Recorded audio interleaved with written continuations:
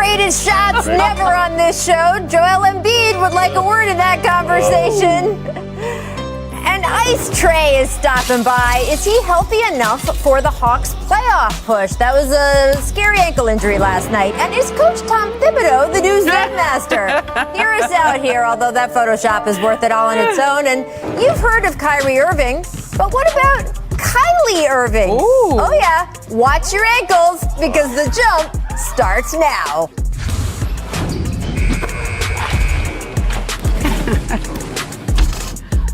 Welcome to The Jump. I'm Rachel Nichols alongside NBA champion, and he now has the ring to prove it. We made sure that happened last year. Matt Barnes, and also our senior NBA writer, insider, all of the things, Ramona Shelburne. Right. We have got so much on deck today, starting with the back cover. Let's start here. The back cover of the New York Post, not for the faint of heart. Having a bad day, they'll make it worse. Right. Having a conflict, yeah, they'll rile it up. And I'm not even going to get into the Post cover after the big press conference Tom Brady gave during the whole Deflategate thing.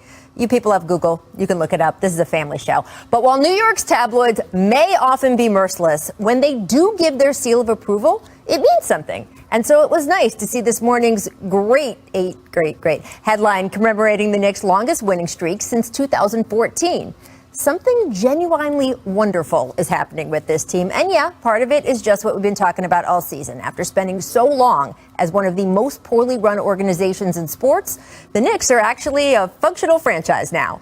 But it is more than that. It's the way this team is winning, with that kind of effort that has made them one of the strongest defensive teams in the league, with execution and cohesion that allows them to often be greater than the sum of their parts. No, this team does not have two MVPs like the one across the East River, but they do have players who are pushing the boundaries of how to be their best selves, most notably Julius Randle, whose expansion of his game from distance has fueled what has been a remarkable career resurgence. Coming into this season, Randle's career average from behind the three-point line, 29.5%. This year, 41%, one of the most notable single-season jumps in league history. Honestly, it's extremely rare for players to make any sort of jump of that magnitude in their seventh seasons. Usually by that point, a player has had so many chances to grow that if they haven't done it already, they're just not gonna. But of course, nothing about this past year and a half has been usual for anybody. And when the NBA shut down last March and Randle didn't find himself playing again for 9 months, he used the time to relentlessly rework his game. So it was fitting that on his way to dropping 40 last night in an OT win over the Hawks, Randle's first shot of the night was a step-back three. He only looked better from there, and he got a little help from Elfrid Payton here. Take a look. Right? He looks at the bench before the pass, right? He looks at the bench even before it goes in the hoop. I love that. There's confidence in your teammate. Him and Derrick Rose are playing great together, too. Derrick Rose, vintage floaters there, and a 6-for-6 run in the second quarter. Still, the Hawks proved just as gritty last night, and even an injury scare to Trae Young didn't slow them down much. Watch Young being helped off the court here with an ankle sprain, and we're going to get an update from Young himself when he stops by the show a little bit later. But even last night, we got the news that it was not a major injury. Here was Young's tweet after getting his ankle scanned, quote, "God had my back with this one. We be back soon. We move." Meanwhile, as Young was getting treatment, the game went into overtime, and that's when Randle again powered through the Knicks. This is a nice three and a nice pass there, too, to help seal the game. It's notable Randle has remained able to play so well at the end of games, considering this is a Tibbs team, which means Randle is leading the league in minutes. And it's also notable that with the win last night, the Knicks are now sitting in the East 4 spot, giving them home court advantage in a potential first-round playoff matchup. Even the tabloids agree. What's possible for this team just keeps skyrocketing. Get ready for some fun back covers in the months ahead. All right, so Matt, does Julius Randle make your All-NBA cut because you are looking at a competitive court? Yes, he's been playing great. Probably the most improved player in the game. I don't know if he makes All-NBA, but he's right there, definitely second team.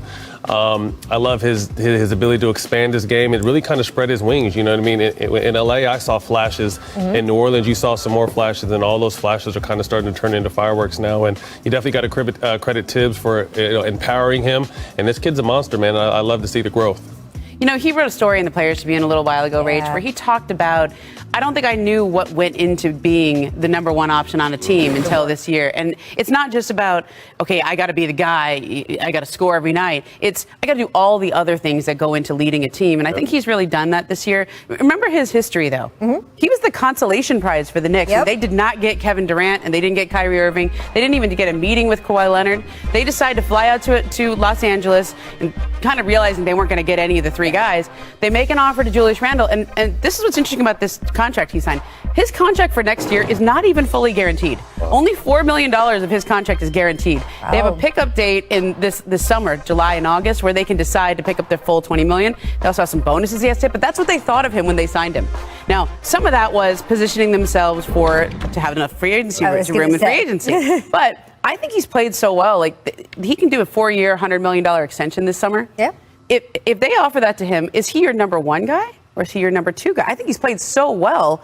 You actually have to have that conversation. Now, maybe you don't need to chase somebody else in free agency.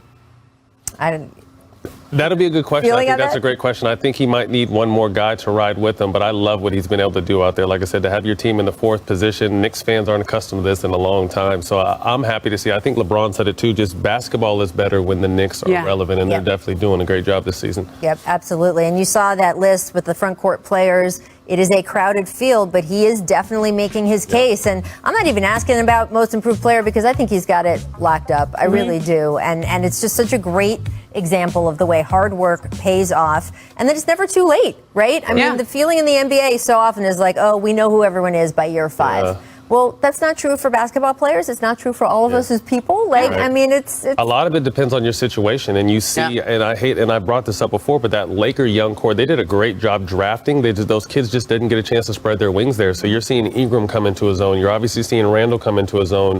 Josh Hart, Lonzo's been up and down with injury, but Lonzo's actually spread his wings too. So a lot of this stuff that people want to give up on in 2 or 3 years because they haven't met some kind of expectation, a lot of it depends on your surroundings. And these guys have found good situations, and they've been able to show what kind of talented players they are. Well, there are a lot of guys on that team that are fun to watch. Knicks rookie Emmanuel Quickly said that Coach Tibbs declared a, quote, blackout day for today and was considering revoking the players' key card access to the practice facility.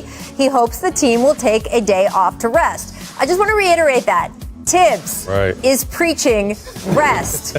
Ramona, those words have never come out of my mouth before. Has his success with this young team more a byproduct of him evolving as a coach or just simply leading the team in the manner that he feels is right on the day he feels it? I think he's really evolved, Rachel. I mean, you saw him. We were always out here in Los Angeles. When he was off, when he was done in Minnesota and he had a couple of years to kind of think about what he wanted to, he was always here in LA in Doc Rivers' locker room. He was traveling around the league trying to learn from other coaches, other programs and how they ran their operations. I also think you have to credit Leon Rose here. This is what happens when you have two people from the player agent world. Leon Rose, World Wide West. In that spot where they say they know what players want. They know what's important to players, and I think you could say that, but it's another thing to do it. And we talked about Julius Randle earlier. Julius Randle's agent is Aaron Mintz. Aaron Mintz worked very closely with Leon Rose when they were both at CAA. So I think that really helped to do the buy-in, for all of those players to buy in, and then not only buy in, but back it up organizationally. Like when you say you're going to do something and then you actually do it, it means a lot. I think this is kind of Tibbs 2.0. You hear notoriously that he's an old school coach, tough. But I think this day and age is that old school stuff is kind of out the window. So I think he's been able to, like Ramona said, kind of fine tune his principles, understand what he wants to give. And then he kind of took a step back, which I think is important because you hear, horror stories, so to speak. And I've never got a chance to play for Tibbs. I don't have anything, bad to say about him, but you hear stories. But I think now more than ever, this is the players' league. And I think he kind of understands that. And he's taken his foot off the gas a little bit and kind of been more of a, okay, guys, what are we doing instead of this is what we are doing. I also think, Rach, this is a staff. It's not just Tibbs. You have to remember, there's Johnny Bryan on this staff. Kenny Payne's on this staff. There's Darren Erman's on this staff. Tibbs has empowered his staff to do a lot more this time, and also just relationship building with players. So Kenny Payne knew Julius Randle in Kentucky, knew Emmanuel Quick.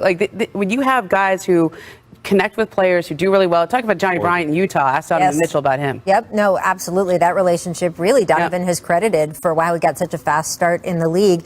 Tibbs, I do want to point out, he's still Tibbs. As I noted in the top of the show, Julius Randle leads the league in minutes. I mean, we know Tibbs teams are Tibbs teams, and honestly, that work ethic, that fire, that energy, that Tibbs-ness is part of why this team is succeeding so well. They brought him in for a reason. They didn't want him to be a completely different person. Right. But again, like Julius Randle, people can evolve, right? People can tweak things. And I think it's a great lesson that even old dog, new tricks, old coaches, new tricks line with Tibbs has really been interesting too, and says a lot about the Knicks as a whole and sort of how they're approaching things as a franchise now. Nobody is ever finished. Nobody is ever done. They keep working, and you can see that on the court.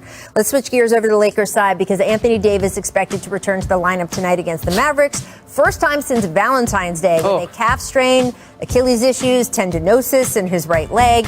If he plays, and he does expect to, this will be his first game playing without LeBron this season. So, Matt, what are your expectations for AD tonight and Saturday night? Because these teams are going to meet again on ABC, 8:30 Eastern. When they face each other, you got Luka and the Mavs, AD, but no LeBron.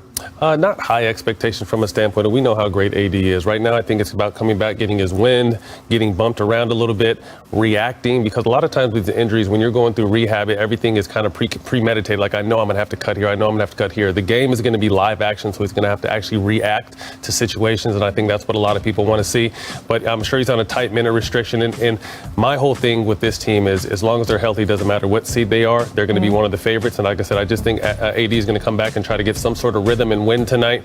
And, don't expect crazy numbers because it's not that time yet. Yeah. Rachel, I cannot stress how important these two games are. It's not a coincidence that AD's coming back for these games in Dallas. If they even win one out of these two, I think they feel pretty good about avoiding the play-in tournament. Right. But if they drop both these games to Dallas, you can go from the 5th seed to the 7th seed real fast. And Dallas is the team chasing you. I was going to say, they're very important to Dallas, too, because Dallas, as we heard from Luka Doncic and from Mark Cuban, apparently not very interested in being in the play-in tournament. So it's going to be a war, these two games, but right? I'm scared to death if worst case scenario, they'll happen to lose and be a play-in tournament, and then they're a 7th or 8th seed with Utah or Phoenix at the top. I'm scared to death if I'm those teams because, like I said, a healthy Laker team is the best team in the West. Yeah, I guess, but in a one-night scenario or a two, you never know. We see it in the NCAA tournament, right? That when it's only one game to get in or maybe even 2 wins to get in, then it becomes a little bit more rocky. We will keep track of that. But coming up later in this... He's one of the great young players in the game.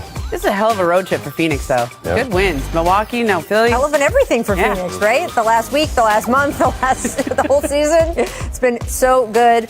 Our resident Suns fan on our staff, our researcher Michael Schwartz, he's just smiling. He's been so happy this year. All right, Miss Hometown Rims.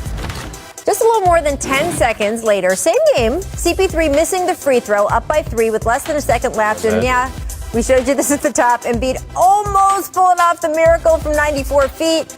How do you feel, Matt? That's a great shot. I mean, if it would have went in, obviously it would have probably been the shot of the year, shot of the last. That was all the way down. Look how far down that went. The cylinder. Yeah. Now that, by the way, this is on the bottom of the screen. No, he would not have won MVP on that shot.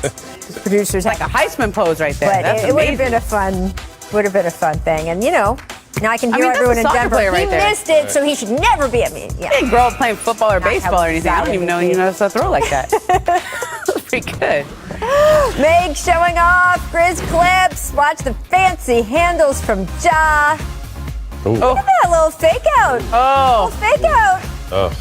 Then drilled the 3 over Zubac. Poor Zoo. He was like, just don't fall down. Please don't fall down. I know. We were trying to rank who the most fun players to watch in the NBA this season. Ja's in the top 5, right? There's no question. Oh, yeah. And they got, what's his name back, too? Jaren Jackson Jr. Jackson's back now, too. Happy to see that. I like that Lou Williams head nod right there. He's like, yeah, okay. I see it. Man, he saw the big guy out there like, oh. I know. So it's on-court moves like this. It's, of course, the dunks. It's the dunks that don't make it. But my favorite is watching him trash talk because this young man is scared of absolutely no one.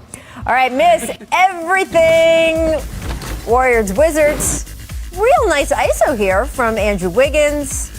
And all that, too. Airball. That is an airball, and normally you want to talk. That is a hell of a move and a very skilled, difficult move that he put on. I mean, look, the guy didn't even put his brakes on. He's just like, all right, you got me. He just happened to airball the shot. But that's a hell of a move by Wiggins. Yeah, I mean. Got to make it, though. I don't want to say anything too mean. That could be something real mean. I mean, look, it's such a good move. It looks good. It looks like it should be an all-star. And then it's an airball. You know what I have to say? Look out for the Washington Wizards, people. 6 in a row. 6 in a row for the Wizards. There you Second go. longest win streak in the league. Yes, Ramona, 6 in a row there. Shut down the previously on fire Steph Curry last night. His streak of 30-point nights is over now. Right? Big reason for their success has been the improved play of Russell Westbrook. He notched another triple-double last night. Clearly not struggling with his confidence either, because when is he? Check out what he said after the game.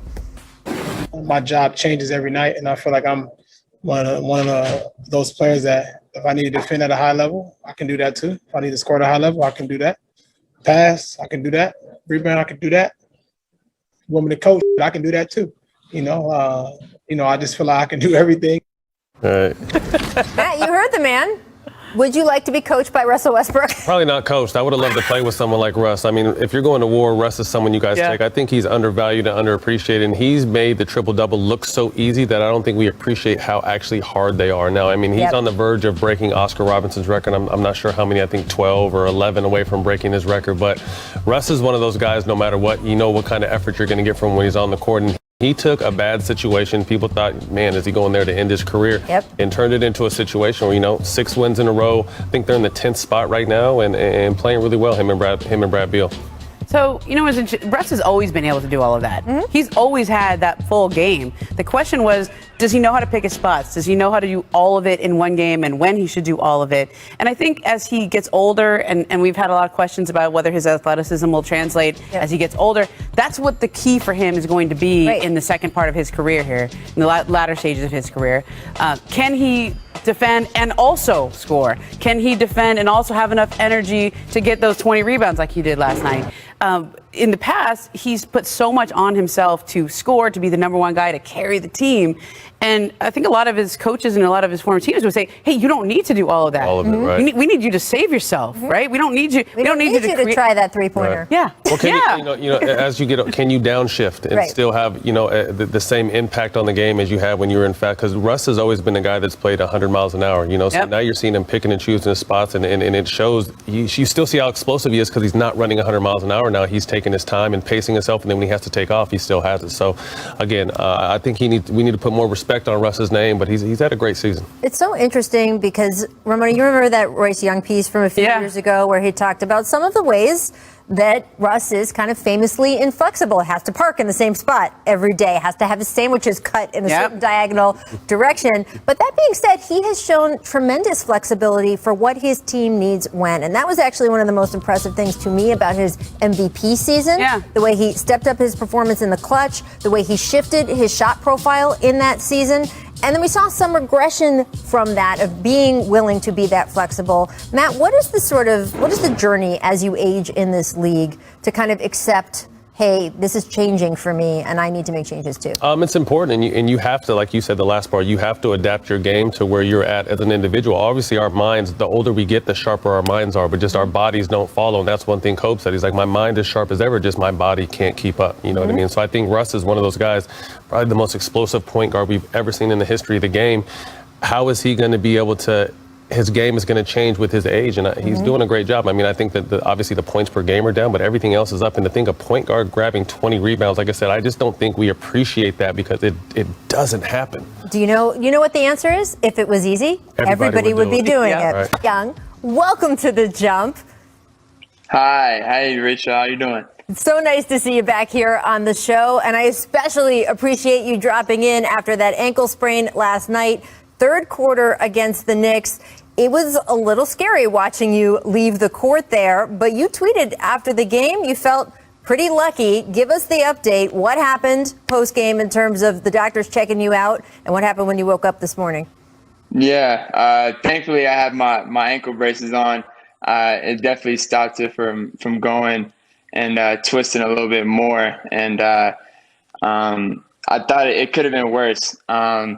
But it feels a lot better. It's still sore. I'm getting an MRI here in a little bit to see if there's any more. But a lot better than what it felt in the moment for sure. Well, that is very, very good news because you guys don't want anything to disrupt the sort of momentum that you've had over these last few weeks. By the way, before we talk Hawks big picture, when you talk about protective, gear you've got, like the ankle stuff, you're rocking some pretty sweet goggles to protect from that eye injury you suffered last weekend. I just need to know if the goggles are here to stay as well.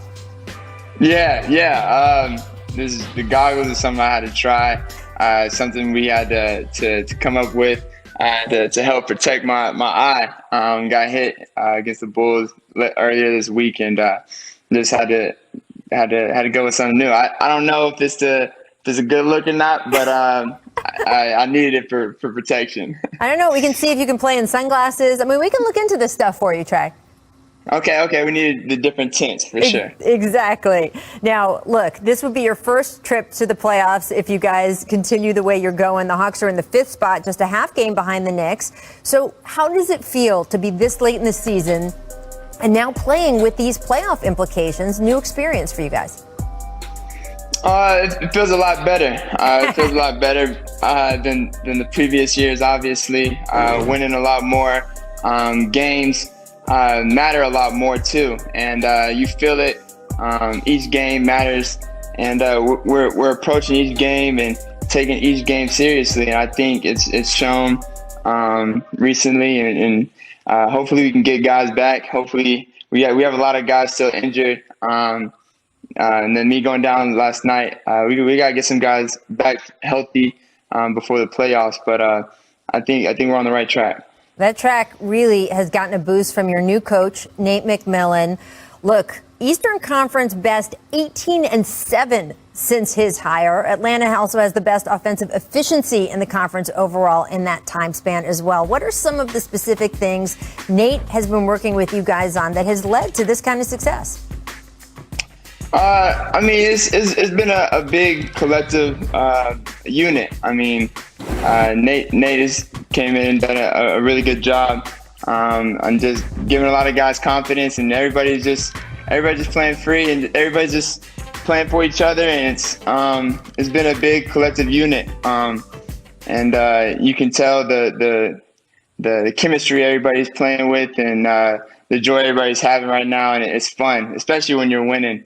That makes it a lot better. When he first took over, what conversations did you and he have about your role, what he wanted from you, his confidence in you? I mean, he wanted to use me as a weapon, and he has a lot of confidence in me, and he just wants me to be me, and just to continue to be a leader and grow in certain areas, and he's just continuing to push me and give me a lot of really good advice too. Well, I want to switch gears a little bit here because after a jury found former police officer Derek Chauvin guilty on 3 counts for the murder of George Floyd, you posted on Twitter, quote, "long overdue," and then you followed up with the message, quote, "way more work to do." So what does that work entail for you? I mean, for me, after seeing what happened and hearing the verdict, I mean, my thoughts were obviously excited for a second, and excited that some accountability was shown, and so that was the main thing for me, and I was excited for it at the moment, but also sad because we had to lose a life for it, and for me, that's the thing, that we have way more work to do as far as a society and a country, as far as moving forward and trying to get away from this racial and inequality and injustice system that's going on. And for me, I just feel like there's way more work to do. Look, the Hawks, real leaders over this last year in the fight for civil rights, the fight for voting rights, and it has made a difference. We have seen it have implications going all the way to the U.S. Congress. So your team is making a difference, and you, my friend, are headed to the NBA playoffs. Good luck with the ankle. I hope the MRI goes okay. And the rest of the way here, we will see you in the postseason. Always fun when you drop by, Trey. Appreciate it. Thank you for having me, Rachel. Back-to-back games starting tonight. By the way, you saw there one of his many nicknames, the Matador. Yeah. El Matador? I don't know. I'm not. It'll get better. It'll get. Yeah. They called Luka, him, man. well, they called him Wonder Boy Yeah. when he was It's really better young. than the That's a good penguin. one. It's better than the penguin. The Penguin It's being the worst yes. nickname ever. So bad. Look, Andre he hasn't Drummond had- trying to fight off the Penguin, and we're with you, Andre. We are not going to let that stick to you, we promise. All right, I want to turn our attention, guys, to Steph Curry. His streak of scoring at 30 points did end last night against the Wizards after 11 games. But, Matt, seeing what your old teammate has done over this past month, would you bet against him in a play-in scenario? Because the Warriors are in a virtual tie with the Spurs for those last 2 play-in spots. As you guys mentioned earlier, one game, anything can happen. Obviously, this team has been riddled by injuries, and their strengths are no longer there outside of Dre and Steph. But, the way to see both those guys play, obviously Steph takes the numbers, and that's what stands out to you. But Draymond does a lot of the little stuff that keeps that team going. So they're going to be a tough team in this play-in situation. I'm definitely going to take them in the play-in situation. I'd take him in that first game. Yeah, Right, after the that. possible Spurs. Yeah, I'd take him against the Spurs. But What about a Luka Steph Dallas, in the dude. second game of a play-in? The play-in's Yeah. going to be good, people. But you want to have the best player on the court in these situations. And as great as Luka is, as great as Ja is, Steph is the best player, whatever team they play. So it's going to be interesting. But I think as far as rosters and Yeah. surrounding talent, I would agree with you, Rach.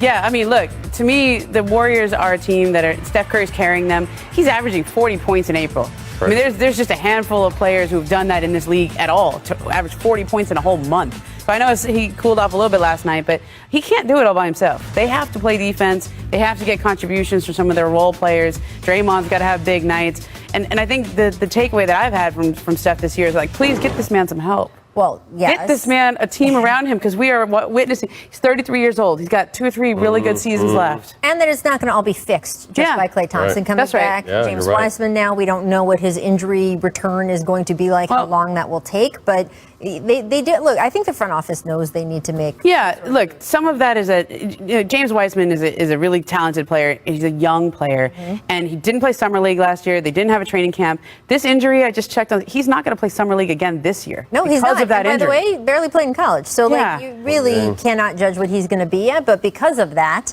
that means that development is going to take time. And I don't know if for next season you can count on that. And as you say, Ramona, he's 33 years old. It's been incredible what he is doing. But there just is no player in the history of basketball who has been able to be that good forever, including Michael Jordan. Like, you just, at some point, you drop off. I think their strength, all the two, and I think we overlooked, was their bench. Yep. Their bench was very high IQ with vet players that have been there and been through the wars with other teams. So they brought that experience to the Golden State team. So this is just a very young team with, older superstars.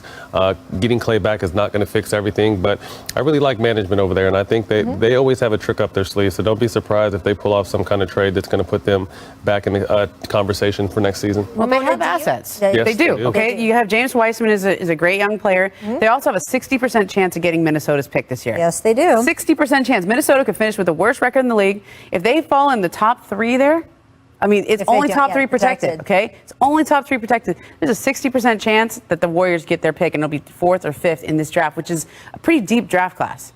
Ramona, do you know any vets who brought their playoff experience to the Warriors and made that bench strong and won a ring? Oh, yeah, look, right there. Oh, there you go. There you go. Jump! Wednesday, Nets coach Steve Nash said KD could return to game action as soon as this weekend. Quote, he is day-to-day, so I think Friday or Sunday are very possible.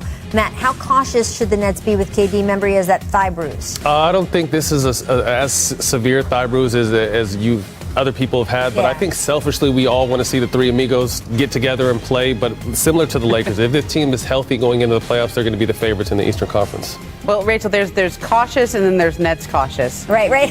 Covered enough of their games this I year. get it, though. Like, look, seeing Yeah. as how things have gone, I get it. And look, they just had a big setback with James Harden, it sounds like. So you don't want to also have a setback with Kevin Durant, especially after everything he's been through. I will say that we had a show within a show for the Knicks called Three's Company, and we haven't gotten to display or play it like at all because they've only played like 6.5 games Come together. and knock on our door. So just please, for the sake of the jump, can we get the guys? I want to sing that song. Yeah. There we go. Jaren Jackson Jr., let's talk about him. Finally made his NBA season debut. Remember, he underwent meniscus surgery back in August. He finished with 15 points, 8 rebounds, 4 blocks in 18 minutes. Now, it was a loss to the Clippers, but Ramona, how good is it to see him back in the lineup? Just that talent. It's It has been a minute. It has been too long since he's out there, since Triple J has been out there. And look, I want to see him and Ja together for an extended stretch of games here because Memphis is ready to go. Memphis has a great team. The fact that they've been able to hold it down, that they're in the mix for this play-in game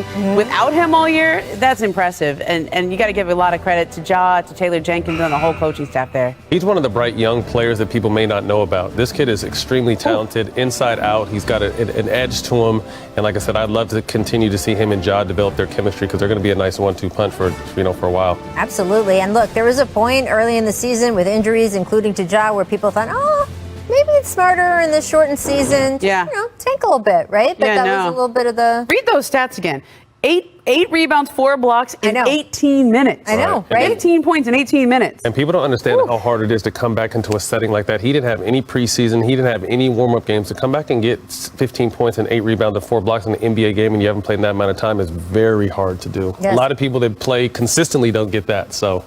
Well, they will need every bit of his play because they are also right now marked for a play-in spot. Yep. So they're gonna the competition's I wouldn't want to play the come Grizz in quick, the playing game, right? So I think again, the play-in's going to be good. Overtime Sports Inc. raising $80 million in funding to pursue plans of a high school basketball league, tapping into the broader interest in non-fungible tokens to sports betting. Investors consist of Amazon founder Jeff Bezos, Reddit co-founder Alexis Ohanian, Serena Serena's Williams' husband, husband, yeah. right? That's how we'll call him. He would own that too. Look, dude, I mean, if you're affiliated with Serena Williams, you own that. Drake, Pau Gasol, Devin Booker, 23 current and former NBA players investing this. So, Matt, we were just talking about your boys during the break. You've got 12-year-old twins. As a father of young hoopers, how viable are alternative routes like this for you? I mean, you played in college. This is tricky because I think, obviously, you can't tell any parent that their kid is not going to professional ranks no matter what it is. But I think it's also...